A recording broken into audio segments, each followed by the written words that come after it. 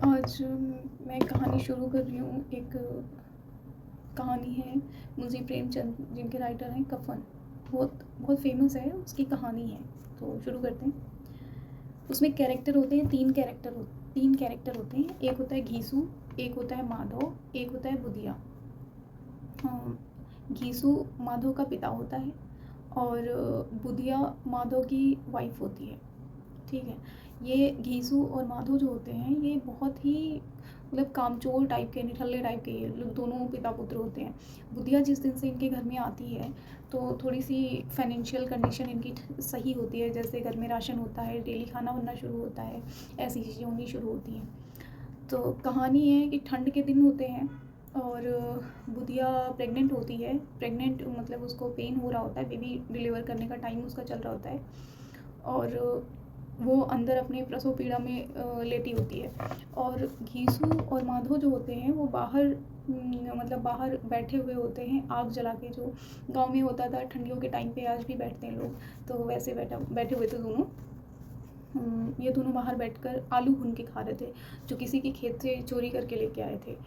तो और ये दोनों अंदर नहीं जा रहे होते हैं, क्योंकि इनको ऐसा लगता है कि अगर घीसू सोचता है कि अगर मैं अंदर गया तो हमारे हिस्से के आलू माधव खा जाएगा, जो कि घीसू का बेटा है। और माधव ऐसा सोचता है कि अगर मैं अंदर गया तो मेरे हिस्से के आलू मेरा बापू खा जाएगा, जो कि घीसू है, माधव का पिता। और बुधिया अंदर मतलब चीख रही है, चिल्ला रही है, उसको पेन हो रहा है, वो दर्द से तड़प रही है, जैसे मरने के लिए वो बोल रही है कि बस कैसे भी करके हो जाए, जैसे होता है वैसे। तो माधव कहता है, उसकी आवाज़ सुन के उसको बर्दाश्त नहीं होता है, तो वो कहता है, माधव ये इतना क्यों तड़प रही है, जब मरना ही है तो जल्दी ही मर जाए। ये माधव उसके बुधिया जो है उसके हस्बैंड के शब्द होते हैं ये। ठीक है। तो घीसू कहता है, तू बड़ा निर्दयी है। जीवन के संग जीवन के मज़े तूने उसके साथ लिए हैं और अब उसका हाल भी पूछने नहीं जा रहा है। मतलब ऐसा बोला उसने कि मतलब घीसू ऐसा बोल रहा है कि भाई मेरी वाइफ की जब डेथ हुई थी, तेरी माँ जब मरी थी, तो मैं 3 दिन उसके पास से नहीं हिला था, और तेरी पत्नी है तो तू ऐसा ऐसा बर्ताव कर रहा है उसके साथ में, बड़ा बड़ा ही निर्दयी है, वो ऐसा बोलता है। तो फिर उसके बाद में जो माधव होता है वो फिर भी नहीं जाता है। ठीक है। बुधिया से मिलने नहीं जाता है, ना वो जाता है घीसू, और ना ही माधव। घीसू कहता है कि जब आज तक वो, क्योंकि उसकी बहू है, तो वो कहता है कि जब आज तक मैंने उसका फेस कभी नहीं देखा है, और अभी मैं जाऊंगा तो वो बदहवाश हालत में मुझे कैसे देखेगी और कैसे अपने आप को संभालेगी, हाथ पैर भी नहीं पटक पाएगी, दर्द को एक्सप्रेस नहीं कर पाएगी, एक तरीके से ये कह रहा। फिर उसके बाद दोनों क्या करते, ये बातें करते, उसके बाद अपने अपने हिस्से का आलू खाते जल्दी जल्दी, क्योंकि ठंड हो रही होती है और दोनों को लगता है कि अपना अपना हिस्सा जल्दी से खा लें ना। वही है, कंपटीशन चल रहा होता है कि अपने मन ही मन में सोच रहे होते कि अगर मैं, घीसू सोचता मैं ज़्यादा खा लूँ और माधव सोचता मैं ज़्यादा खा लूँ, तो अपना जल्दी जल्दी उसको फिनिश करते हैं। और एक उनके पास कंबल होता है फटा हुआ, तो वही अपना ओढ़ के और सो जाते हैं।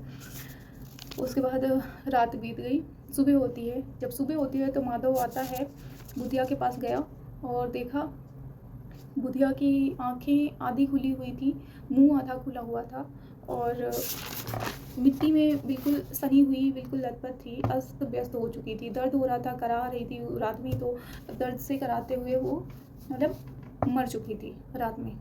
और अब घीसू और माधव के पास कुछ नहीं था कि उसका मतलब अंतिम संस्कार, इतनी गरीब फैमिली थी कि अंतिम संस्कार करने के लिए भी उनके पास कुछ नहीं था।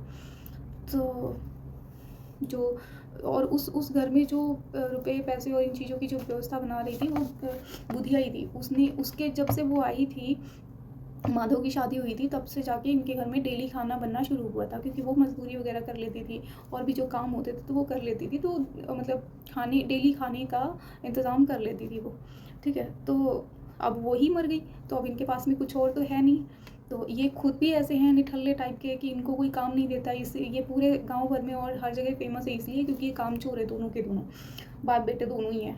बाप जितना निकम्मा था, उससे कहीं ज़्यादा बेटा निकम्मा है। ना वो काम करते ना वो काम करते। वो दोनों ऐसे कैरेक्टर हैं कि जब तक जैसे एक दिन काम किया और 2-4 दिन जब तक भूखे नहीं मरेंगे तब तक काम नहीं करते। तो इसलिए इनको कोई काम पे भी नहीं बुलाता था और कोई उधार भी कब तक देगा। लेकिन इनको उधार इसलिए दे दिया जाता था क्योंकि इनको उस तरह से लोग समझते नहीं थे।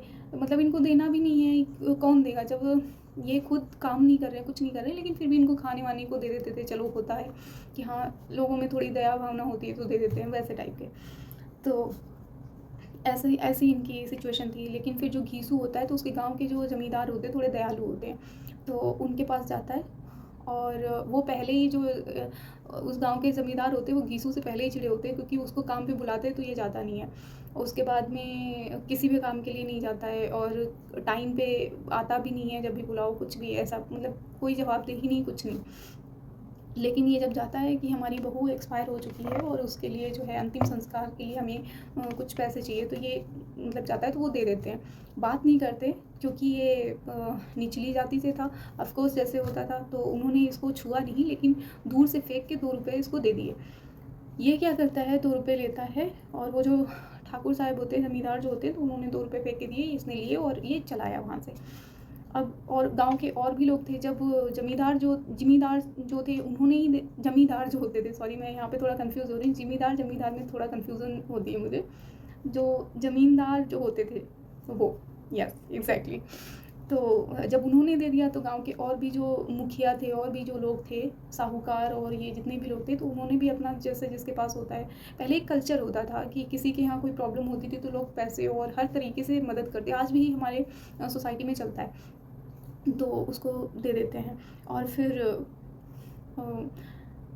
हाँ, और फिर क्या होता है कि वो सारे गाँव वाले जानते हैं कि ये निठल्ले हैं, सब कुछ है, तो वो जो क्रियाक्रम, इनके घर में कुछ भी बच्चे हो रहे हैं, शादी हो रही है, तो वो माँग-मूँग के ही होता था कि इधर से माँग लिया, उधर से माँग लिया, वैसे, और पूरा गाँव इनको सपोर्ट भी करता था, वैसा। फिर जो घीसू होता है और माधव, ये दोनों मतलब दोनों 5 रुपए इकट्ठे हो जाते हैं। जो गाँव वाले पैसे देते, कोई 20 आने आने चलते थे उस टाइम पे, तो कोई 20 आने, कोई 50 आने, 10 आने, जैसे भी हो, और 2 रुपए ज़मींदार ने दे दिए थे, तो इकट्ठे हो जाते। तो ये 5 रुपए कुल टोटल इनके पास 5 रुपए हो जाते, तो ये 5 रुपए लेके अपना बाज़ार जाते हैं। जब बाज़ार जाते हैं तो वहाँ पे शराब की दुकान देखते हैं और शराब की दुकान देखकर इनका थोड़ा मन मचल जाता है, तो वहाँ पे ये क्या करते हैं, शराब पीते हैं और पूड़ी और सब्ज़ी का ठेला था, तो पूड़ी और सब्ज़ी खूब खाई वहाँ पे, मतलब इच्छा तृप्त करके खाई। और माधव को घीसू ने एक कहानी सुनाई थी। कहानी क्या, मतलब एक टाइम पे जो उसने एक्सपीरियंस किया था वो अपना शेयर किया कि ठाकुर की जब शादी थी 20 साल पहले, तो मैं बारात गया था और हमने कम से कम 50 पूड़ियाँ वहाँ पे खाई थी। तो जो माधव होता है वो कहता है हमें जाने का वैसा मौका मिलेगा। तो जब यहाँ पे कफ़न लेने जाते हैं उसके लिए, बुधिया के लिए, जो कि माधव की वाइफ़ होती है, तो फिर इन दोनों को मौका मिल जाता है। वो इच्छा जो घीसू जी चुका था और जो माधव जीना चाहता था, तो ये जाते हैं और वहाँ पे पूड़ी सब्ज़ी अपना सब कुछ खाते पीते हैं और खूब शराब पीते हैं। उसके बाद में मतलब वहीं पे ये बातें करते हैं कि बुधिया, कुछ भी हो, बुधिया ने बहुत कष्ट सहे हैं हमारे लिए, और देखो कितनी मतलब अच्छी, कितनी निर्मल आत्मा है जो जाते जाते भी हमारी इच्छाओं को पूरा कर गई, जो हमारी इच्छा थी उसको तृप्त कर गई। वो ये कहता है और कहता है उसके लिए तो स्वर्ग में जगह मिलेगी, उसके लिए स्वर्ग में कन्फर्म है सीट और जो भी है, वैसा करके कुछ बात करते हैं। उसके बाद जब कफ़न लेने जाते हैं, खाना खाने से पहले की बात है, वो क्या करते हैं, कफ़न लेने जाते हैं तो बोलते हैं जो कपड़ा लेना है वो चाहे हम अच्छा लें चाहे बुरा लें, वो तो चलना ही है। तो यहाँ पे जो राइटर हैं प्रेमचंद जी, उन्होंने यहाँ पे मानसिकता दर्शाई है। तो वो कहता है कि चाहे कफ़न तो कफ़न है, चाहे उसको जलना ही है, चाहे ऐसा चाहे वैसा, चाहे मतलब अच्छा लें चाहे ख़राब लें, हल्की क्वालिटी का। और अगर हम ना भी लें तो भी कोई दिक्कत नहीं है, क्योंकि हम शाम तक जब घर जाएंगे तब तक अंधेरा हो चुका होगा, और अब हम शाम को जाएंगे तो हमें पैसे तो ज़रूर नहीं मिलेंगे, और लोग बिलीव भी नहीं करेंगे कि अगर हम बोलेंगे हमारे जेब से पैसे गिर गए हैं, तो कोई बिलीव भी नहीं करेगा, लेकिन कफ़न का इंतज़ाम हो जाएगा। घीसू कहता है कि हमने 60 साल अपने इस गाँव में, इस दुनिया में ऐसे नहीं निकाले हैं, ठीक है। तो कुछ ऐसी है कहानी। और फिर दोनों खाना खाते हैं और वहीं पे नशे, क्योंकि नशा काफ़ी हो चुका था तो वहीं गिर जाते हैं, इतनी सी बात है। और वो इधर मर जाती है, वहीं पे प्लानिंग कर लेते हैं जो भी इनको होता है बात बात करके, और वहीं पे गिर जाते हैं। सामने एक भिखारी खड़ा होता है, वो देख रहा होता है तो उसको पूड़ियाँ दे देते हैं। और कुछ मतलब इतनी सी बात है। और फिर उसको थोड़ा सा ऐसे बोलते हैं कि बुधिया को थोड़ा ऐसे बोलते हैं कि हाँ अच्छी आत्मा थी और ये सब बोल के, और फिर अपना नशे में होते ही है तो अपना गिर जाते हैं। तो इतनी सी बात है, मतलब इतनी सी कहानी है, जो कि ये है मुंशी प्रेमचंद की कफन। ये रही कफन। ओके, अगर कोई क्वेश्चन है, कोई मतलब पात्र है जो अच्छे से नहीं समझ में आया तो आप कमेंट में बता सकते हो। Okay, thank you.